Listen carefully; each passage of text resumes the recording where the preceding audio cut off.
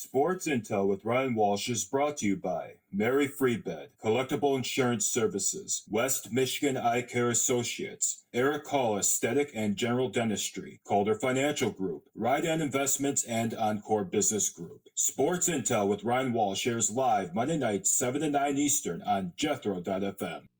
Welcome back to the Mary Freebed Sports Intel Radio Show with Ryan Walsh, presented by Collectible Insurance Services.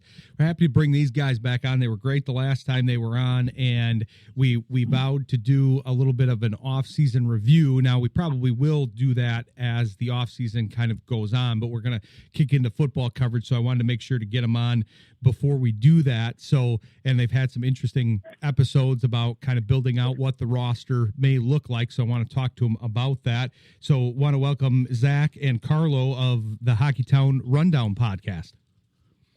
What's going on, gentlemen? Yo. Hey. Great to be back. Great to be back. Great to have you. We're excited to have you. And I don't know if you heard any of we did kind of a larger hockey episode last week, and we wanted to get you guys on to kind of continue that, give you your own kind of platform and spot here, because you did an interesting podcast recently about kind of building out the roster now with the moves that have happened. And I know kind of one of the buzzwords that we were talking about on your last appearance, which is the Detroit buzzword. If there's one Detroit sports buzzword, it's definitely grit. And I feel like the Red Wings are the last team kind of looking for that. I like that they're looking for that. So I kind of want to get your guys' feel, like you did on the episode, of how you're kind of building out that roster and who you're seeing kind of in these spots and where we potentially need to fill in some folks here. Yeah, Carlo, you start. Yeah, well, I mean, listen, the grit part still comes from within for the most part. There's a lot of young guys on this team that I think we all fall victim of taking them for granted. But I like, you look at Casper, Raymond, Edvinson, Sider. These guys are all under 25 years old. Their prime window hasn't even opened yet. So I think grit's going to come from those guys. But there's one dude that I want to call out who's a new face to the team, and that's Mason Appleton. I think that guy brings a lot of grit to this team. His style of play, not sexy at all, but I feel like if you boys remember the name Luke Glendening, he was a fan favorite because of the work ethic he had. I think we're going to see a little bit of that with Mason Appleton when it comes to grit. And then, of course, I think it's going to also come from within with these young guys that we have, that we all fall, like I said, we all take these guys for granted because they're so young. They're so young, and that's the great news for this team. Is they're young and they're still going, they're still developing, and their prime window, again, hasn't even opened yet. So I do think there's a lot to look forward to, and I do think that I really think this team might surprise us, guys. I like that. Just to follow suit with what Carlo said, too, he would have been fifth on this team with 76 hits this season, too. So that's great right there. And just to put out another name, Jacob Bernard Docker, too. When he played for the Senators back in 2023, he put up 156 block shots. Inserting him on that third pair, too, that's going to help us out considerably. I mean, that would have been second on the team if he would have translated that to this season, if he had a role with his two-team stint that he had. Yeah, that's an interesting point. I do think that because obviously we know you guys went through kind of the fantasy GM phase. We talked about that on your last appearance, and obviously the fans always want to go for the big names, the big moves, and there's a lot more prudence that needs to be executed as a GM of any of these sports. And so they're obviously trying to do that, and they're trying to budget for those future guys that you're talking about, Carlo, and saving money to be able to re-sign guys and acquire guys and all of those things. But I did like what I saw from the signings, because I could see, like, yeah, there's nothing flashy about those lower end signings, but they're filling out those lines and maybe upgrading that position for everybody. Want to mention one thing, because shout out to East Grand Rapids High School for Luke Glendening. He was a couple years behind me in high school. I went to high school with Luke, and I knew him. I love that guy, man. I knew him as a football player, I have to admit, guys. He was a great football player. That's what they say. Okay, we heard about that. Hell of an athlete, man. Hell of an athlete. When he went into his hockey career, because I didn't know him well or anything, but when he went into his hockey career, I didn't even realize he played hockey. I knew him as the football star. He was the star of the football That's team. Hilarious. And then I saw him, and then I saw his name, and I saw him on the Red Wings. I was like, wait a minute. That Luke, he plays hockey, so I was behind on it. That's why I have to have you guys on the show to help me out with this stuff here. Anytime.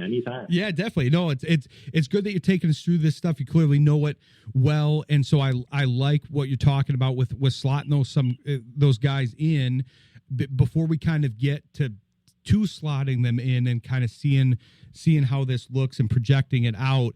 Do you see many more moves to be made here to fill out any of those open slots, or do you think we're about done with the acquisition phase of the offseason? To be honest, there's really no more open spots. There is a 23-man roster set, whether if we want to admit it or not, and that includes players like Carter Major, Austin Watson, and Justin Hall being on the bench as your three players in that spot right now. So my take was on our last episode when we recorded yesterday is that if a trade does happen, it's going to be very similar to what we did with Oli Mata last season. It would be a during the season trade, or if training camp there's a young guy that comes knocking that has to force a trade, then that's the route it's going to be. That or injury. If a huge injury happens at training camp, that's the only reason why I see another move would be made. Because to your point, like you mentioned earlier, there's a lot of cap space still that we have going into next season. So not sure if Steve wants to start utilizing it now. And if he would have done it already.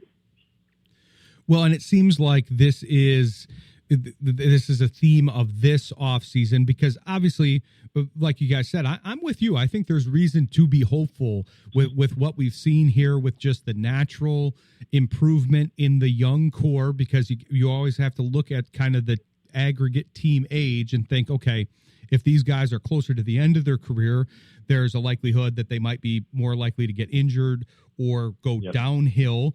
Or if they're young, hey, maybe they'll take the next step up. It's not always linear, but it's a good predictor of how that may look. And obviously there's a lot of key young guys on this team that you could see making a leap, and that's a good thing. But I've heard good things about the free agent class for next year, so I have to imagine that they've got an eye on that. And there's the fact that even though they should hopefully take a step up, I don't think any of us are expecting any sort of cup run this season. So they're building for that build to that in maybe a few years, ideally. Correct. Yeah, I would agree with that. I think there's so many different, like the next two UFAs are going to be pretty wild. And I think I said it, I don't know if it was 2 weeks ago, not this last episode yesterday, but the one before. My take on this team is I think they're going to take a massive leap going into the 26-27 season. I think truly that they're going to go from being that flirting with wild card team to cementing themselves as a lock team within the top three of the division based off of some crazy development, of course, because we do have some kids that, again, like they're good, man. Like look at their age and look what they're doing in the NHL. They're good. They just got to grow up a little bit more, which is a great problem to have. But I find it very interesting now, Zach just said we have a 23-man roster. We still have like $12 million.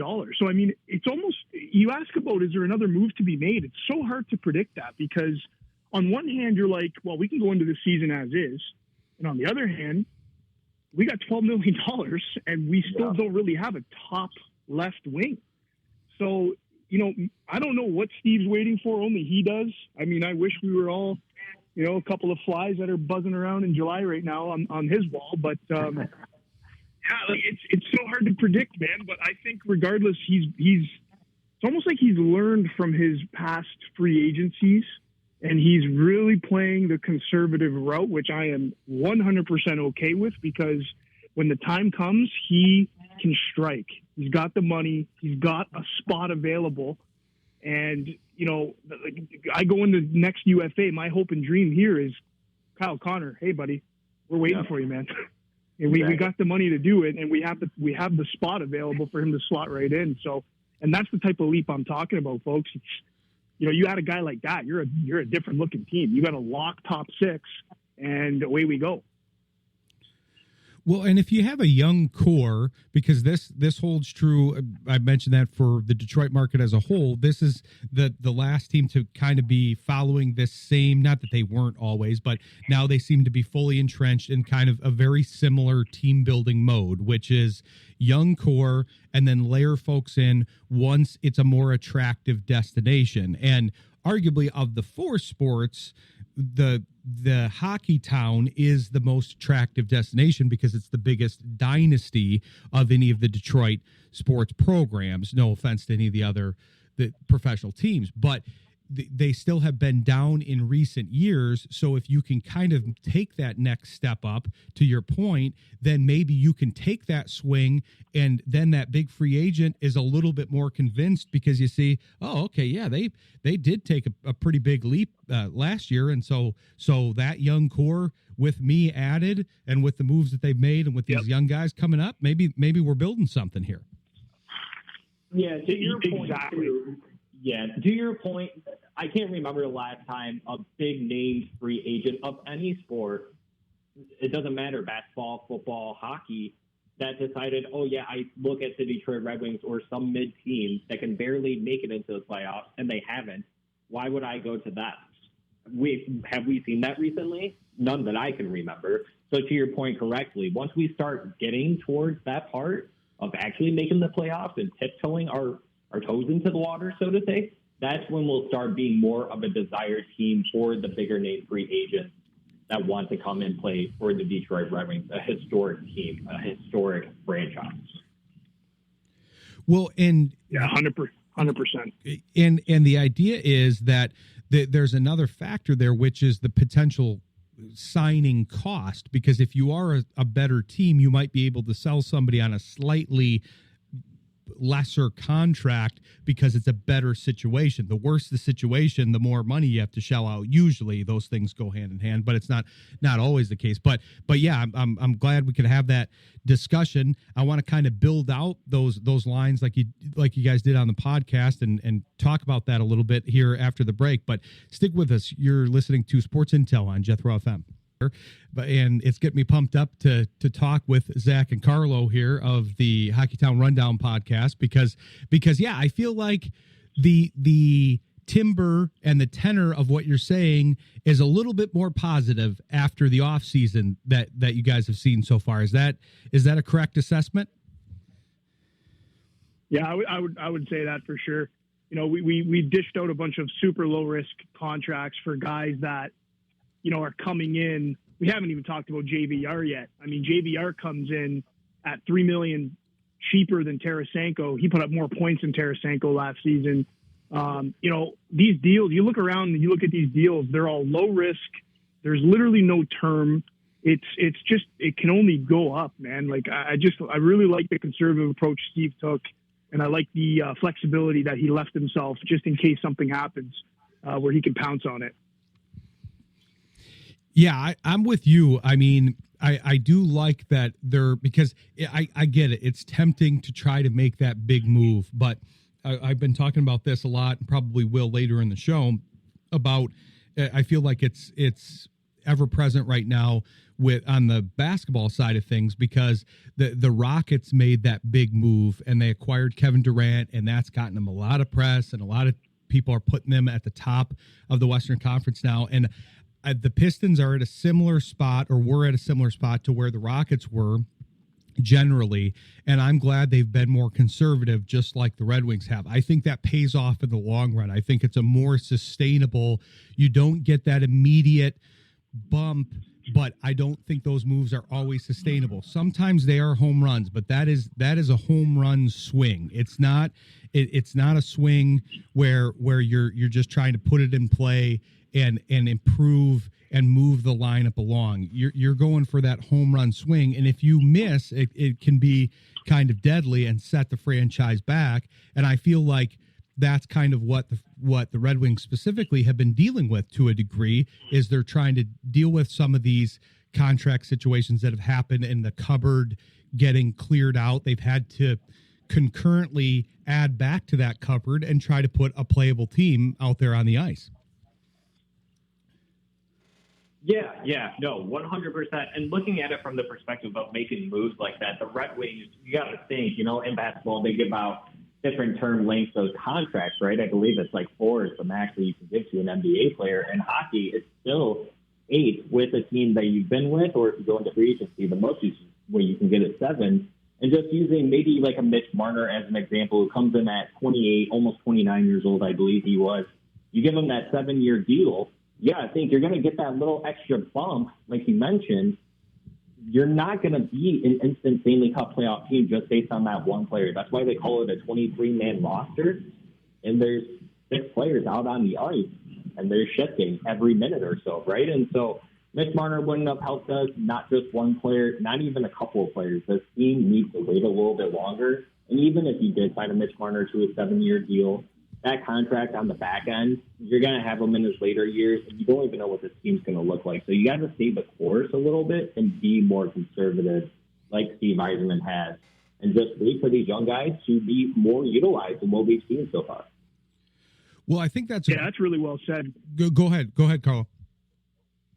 Well, I was just going to say, like, how brutal would it have been if we did, if Mitch Marner did pick up the phone when Stevie Y called, and Mitch Marner does come to Hockeytown, and we're bounced out of the playoffs in the first round. Maybe we do enough to get in, but we're bounced out in the first round. I feel like that probably would hypothetically get even worse media attention and worse press.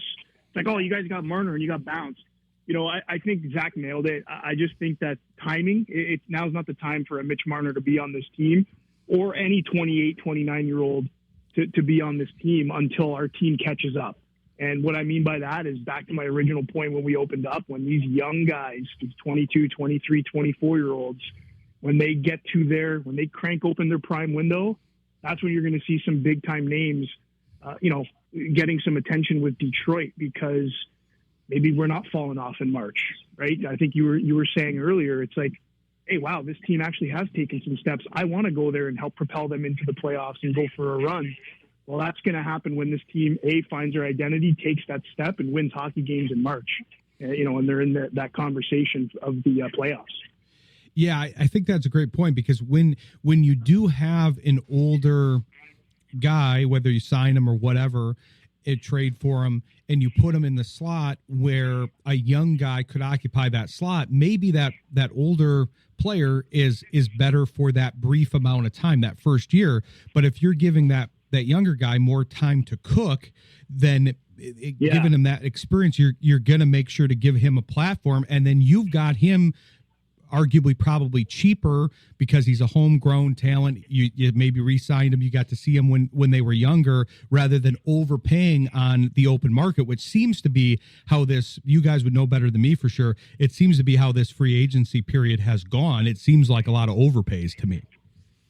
Yeah, one of them was Tanner Jeannot, who got a 5-year deal. I can't remember exactly what the cost amount was, but that for an older player, that lengthy, like that's a little too much for the Red Wings to handle right now.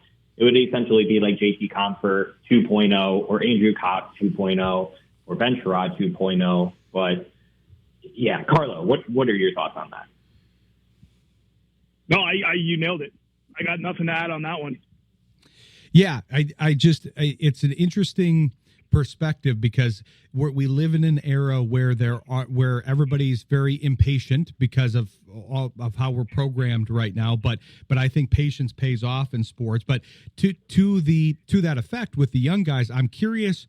Obviously, you guys mentioned kind of some of the young guys that are on the main roster that are due to take a leap, that are already becoming bigger names like Raymond and Casper. But who's that next level? Who are the guys that maybe haven't been brought up yet, or saw a little bit of time on the main roster and are maybe ready to take that leap where they could be kind of the next group in line, young guys to watch out for, maybe even some of whom are here in Grand Rapids where we are? I'll just name I would just to name a couple: Nate Danielson, Carter Mazer, and then Axel Sandin Palika. But Carlo, who do you think? I think Carter Mazur, man. I'm a huge Carter Mazur fan. We've been hearing that he's over 200 pounds now, so he had a massive offseason, which is exactly what he needed, and for his own confidence and just his own sake of saying, I can do this. But I'm really looking forward to Carter Mazur, and I do think we see him suit up for the Detroit Red Wings this coming season. Yeah, I would agree with that. And that you can make that case for all three of those players that I named as well. They would be the next ones up. Nate Danielson being a center, and then Axel being Palika, being that right-handed D shot, who should man the second pair in the years coming.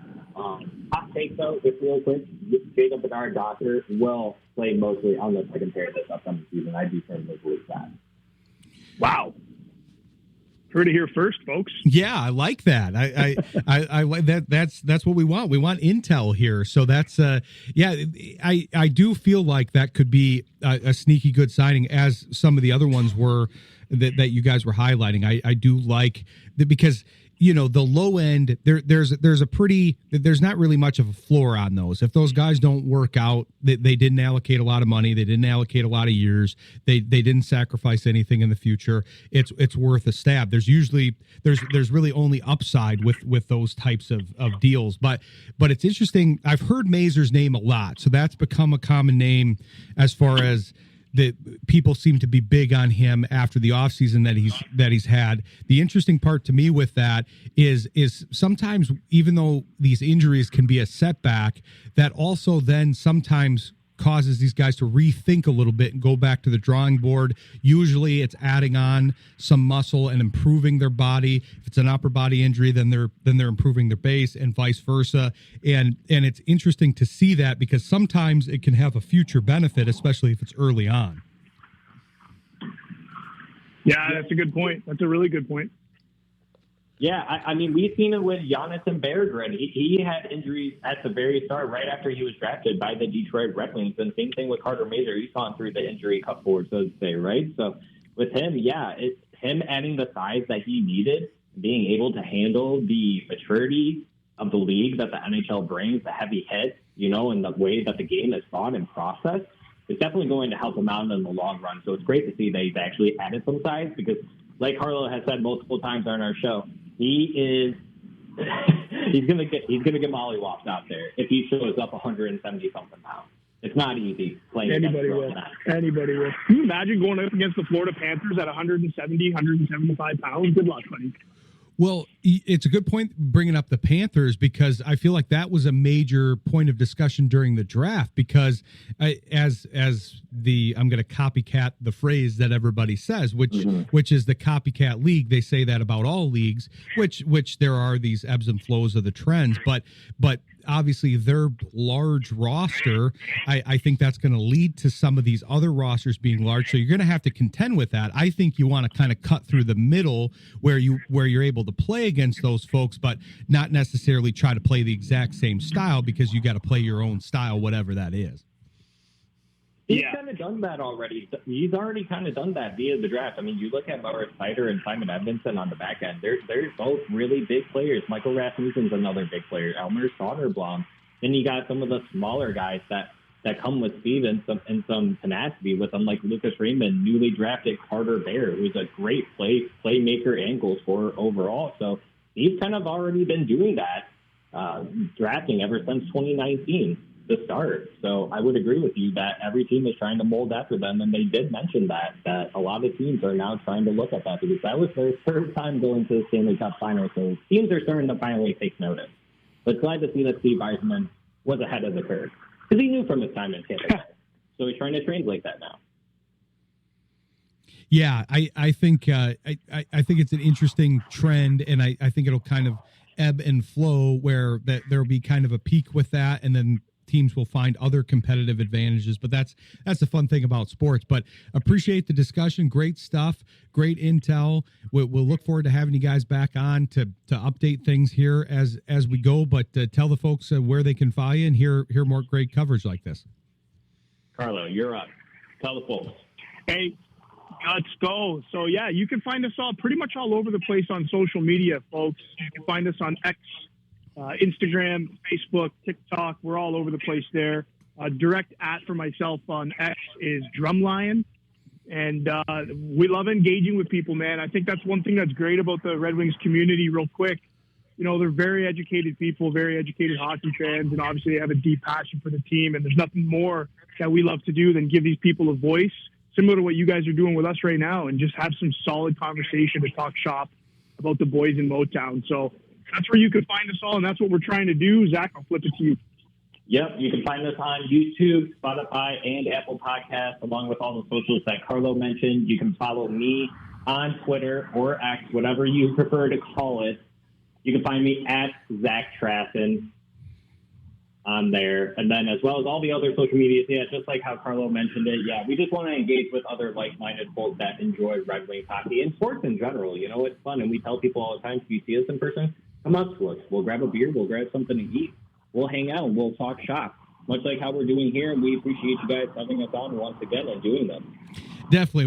We like having you guys on. We'll definitely have you on again. And I think you hit on a good point that the engagement is the key. That's what's nice about the social media platforms and stuff, being able to engage with the fans. And I think giving them an opportunity to do that is a nice feature. And that's what a lot of these sports are about. But yeah, we appreciate you guys being on, and we'll check back in with you when appropriate. We'll look forward to having you back on. Yes, sir. Amazing. Thanks, guys. All right, thanks. Guys. Take care. We'll talk to you soon. Yep. All right, thanks to Zach and Carlo. We appreciate them coming on. Be sure to check out all the Hockeytown rundown stuff. We're going to bring on probably our most frequent guest, one of our more frequent guests, Robert Bondy from the Spartans Wire, and he's going to give us an update of what he has found interesting on primarily the football side of things, but the Spartans as a whole, and maybe a little basketball too, and talk about the athletic director situation as well. So stick with us. You're listening to Sports Intel on Jethro. Sports Intel with Ryan Walsh airs live Monday night, 7 p.m. Eastern on 94.9 FM in Grand Rapids, Michigan, 98.9 FM in Plainwell, Michigan, 99.5 FM in Lowell, Michigan, 105.1 FM in Kalamazoo, Michigan, 980 AM in Otsego, Michigan, and worldwide on Jethro.fm. Sports Intel with Ryan Walsh, executive producer, Deb Kay, producer, Rex. Sports Intel with Ryan Walsh.